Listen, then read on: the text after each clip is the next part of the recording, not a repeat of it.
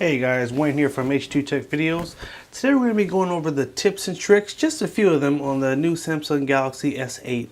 We're going to jump right in. I'm going to show you some of my favorites and hopefully some stuff you haven't seen already. So this phone obviously has the fingerprint scanner on the back, which sucks sometimes when your phone is laying flat and sometimes you just want to wake the phone up. So instead of hitting the power button, I just tap the home button twice. So tap it twice. It will automatically activate the screen, and then you can swipe, and then it'll take you right in. That's obviously if you don't have a passcode on the phone. So that's our first little tip. Really easy. Just double tapping that home button, and that will unlock the phone for you. So just 2 taps, and it will unlock it. Now here's the next one. So if you use apps like Pandora or Google Music or Spotify, if you have music playing, you can double tap the clock and it will take you to your music controls. So just 2 taps and it will take you to your music controls, and then you can change the song or pause it or whatever. Again, 2 taps, and then you can just kind of swipe back and forth through there just like that. So really easy. Obviously makes it nice when you listen to music. You don't want to like wake up the phone just to change the track or pause it. So that's going to be our second little hidden feature right there. Our third one is one that I really like, and this is going to be it's a feature of Android, just a general like nougat feature. But you may not have known about it, which is it's just quick app switching. So let's say, for example, I am in, I don't know, I'm in Samsung's note-taking app, and then, someone sends you a text message, or let's find a good app to do this in. I'm going to open my recent apps. Here we go. So recent apps, I'm going to go to Samsung themes. So just by tapping the recent apps button right here, if you tap it twice, you can switch between the last app that you had open. So tap, tap, and it automatically will switch for you. Tap it once, brings up the recent apps. Tap it twice, and it's a quick app switch. So I like to use it primarily if I'm watching a video or looking up something online and someone sends you a text, or maybe you remember you wanted to text someone back, or maybe you have a conversation that's going back and forth. Double tap and you can jump right to it, to your message. Double tap and now you're back in to what you were doing before. So really cool thing. I love it. It works with all the apps. It's great. Our next little tip, again, a lot of you probably have stumbled onto this by accident. It's going to be just holding down the home button to launch your Google Assistant. Now, if you've noticed, Google Assistant has sort of changed. It doesn't make a noise. It just automatically starts listening, which I love. So you hold that button and see right now, it's actually, it's, taking down everything I'm saying. But I love the Google Assistant. One of the ways I use it, and there's 2 ways I use it all the time that I just love. It makes life so easy. You're about to go to bed. Set an alarm for 5 a.m. Got it. Your alarm's set for tomorrow Bam. at 5 a.m. Easy. Or maybe you're cooking or something, or you're trying to work on something, whatever. Set a timer for 5 minutes. Sure, 5 minutes. Starting. And just like that. So those are little things. You can obviously go more elaborate. You can have it search things for you. You can have it text people. You can have it call people. But I love it just for productivity purposes. So that's how I use it.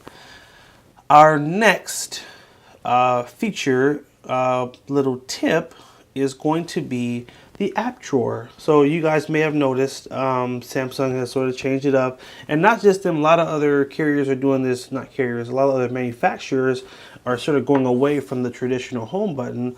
So like on the S8, you do swipe up to get to your apps, right? But you can get the app drawer back if you so desire. Here's how you do it. You're going to hold down on the home screen, bottom right. Let me clean this up because it doesn't appear to be 100% clear. Hopefully that's a little better. Bottom right corner, you're going to go to home screen settings, and then you're going to go to apps button, And right now, out of the box, it's set to hide the apps button. If we hit show, it will add a app drawer, and then you can do it how you're used to it by let me just show you. So now we have an app drawer. Okay, so if you want one, that's how you get it. If you want to get rid of it again, hold down, home screen settings, apps button, hide apps button, apply, you're done. So it's up to you if you want it. I've sort of gotten used to not using it. I kind of like the new layout the way it is, just swiping up. To me, it's so easy, so I don't need it. But if you need it, now you know how to get it back. Our next little tip is going to be our notification panel, which is if we just pull down, you can't see that. So there we go. Camera is slowly cleaning it up. There we go. All right, now you guys can see it. Okay, so swiping down, it does take us to our notification panel. If we pull down again, we can see all of our switches, or some of our switches. You're gonna swipe to the left, and there are the rest of your switches. But I want to show you just quickly how to reorder this. And to do it, upper right corner, click on the three dots, and you're gonna tap button order. And now you can actually rearrange them based on what you use more. So let's say I want to move my mobile hotspot higher up. I can hold down on it and I can drag it up and hit done. And now when you swipe down, my mobile hotspot is one of the 6 options that you see. So that's one reason you'd want to reorder it, just so you could put the apps you use the most. I always put the flashlight up here because I use it a lot. I always put GPS, Wi-Fi, Bluetooth, because I just tend to use those more, and I know that. I'm gonna move mobile hotspot. Oh, see, I forgot. I'm gonna swipe down, pull down again, menu, button order, and I'm gonna drag mobile hotspot back down to the bottom because I like to have my power saving mode, which is the little battery. I love to have that option up there as well because I often forget to put my phone in that mode, and then, then my battery is draining faster than I'd like it to. So that's going to be an easy one right there. So that's just how you reorder your notification panel there, so you can kind of customize it to the apps you use the most. The next little tip is going to be, one thing you notice when you swipe down, you do not see your brightness adjuster. If you swipe down, now you see it, but maybe you say, I want that to be, there all the time, or I want my auto brightness button. All the way to the right, if you click on this little down arrow, you can make it so that you do have, one, you can turn on your auto brightness, and 2, you can also show controls on the top. And what that means is, let me show you. Now when you swipe down, you're always going to see your brightness adjuster on the notification panel. You don't have to pull down to see it. So I'm going to switch it. I'm going to turn off auto brightness. In fact, probably should turn the screen down. You guys can see it better. There we go. So this does vary depending on the person. I actually like it. I like being able to see it when I swipe down because, auto brightness does drain battery a little bit more. So if you want to conserve battery, I would say you should control the brightness depending on where you are versus letting the phone control it. If not, it's going to pull a lot more juice that way. FYI, a little tip for you. So anyway, that's our next tip. Let's jump to the next tip. We've got a few more. So we want to show you how to sort of adjust your display so you can get the most battery life out of the phone. So you're going to go to the settings. Normally you're going to swipe up, go to settings. I have my settings button here. And you're going to go to display. And from here, we want to go to screen resolution. Now, this phone has a beautiful screen. Out of the box, it will be set to FHD+, which is not even the best setting, but it does make the screen look beautiful and it's awesome. And this is the like best feature, which is the WQHD 2K crazy resolution. These are all great, but they drain the battery so much. So I have decided to just switch it down to HD plus, unless I'm watching a video or something that requires seeing in better quality, and I get a lot more battery on this setting. So my preference, and it's my little tip, that just put it down to HD plus, which is you know, to me, I'm more about function and productivity than I am like my screen looking beautiful with my phone only lasting 6 or 7 hours a day. So just my preference. It's totally up to you, but I just wanted to definitely share it in the video. So anyway, that's how we adjust our brightness to get optimal battery life. Our next little tip is going to come on our home screen. So we're again on the same note of sort of tweaking the battery to make sure you get or tweaking the settings to make sure you get the best battery life. Another tip I recommend is using the device maintenance widget. So you're going to hold down the home screen, you're going to go to widgets, and we want to find the device maintenance widget, which is right here, device maintenance.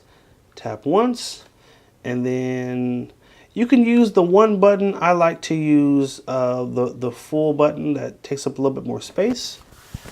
This one will tell you how much storage you have free. It'll tell you how much memory you're using, and it has the optimize button, which will become your best friend because it's always going to optimize the settings, turn off things you're not using, clear out background data, just so that your phone is not working too hard without you knowing it. A lot of times we open a bunch of apps and we forget, and then we don't close them or we don't make the tweaks, and guess what? Now your phone is working a lot harder than it needs to. So anyway, that's that. Here's our final tweak. Settings, Wi-Fi. Where's our Wi-Fi? Connections and Wi-Fi. Advanced. And go down to keep Wi-Fi on during sleep, and your phone is going to be set to always, which means that if you have Wi-Fi on, your phone is always going to be searching for a connection. I always switch this to while charging, which means that when your phone is asleep, and asleep means when the screen is off, so phone is still on but it's asleep. If you have Wi-Fi turned on and you're not plugged into power, your phone is still constantly searching for Wi-Fi. It's downloading, it's updating, and it's draining your battery without you even using the phone.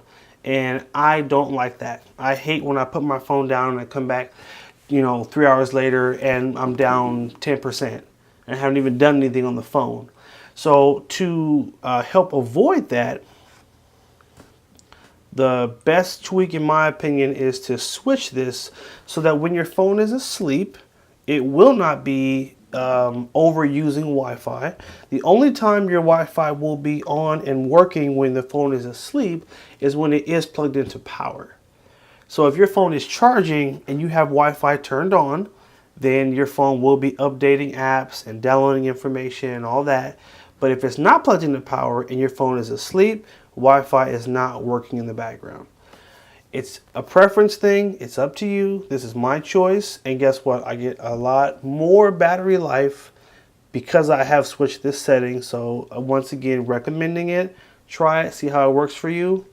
And again, this is only when the phone is asleep. When the phone is awake and in your hand and you're using it and Wi-Fi is turned on, guess what? Wi-Fi is doing this thing. But as soon as you put that phone to sleep, now your Wi-Fi is not working overtime. You're not even using the phone. Anyway, guys, these have been the tips and tricks of the Samsung Galaxy S8. Only a couple. There's a ton out there. I just wanted to show you some of my favorite tips that have kind of helped me stretch my battery life and just make the most of using the phone. Love the phone. It's great. If you don't have one, go out and get one. Make sure you like, favorite, and share the video if you did find it helpful. And make sure you also subscribe to HG Tech videos, and have a good one.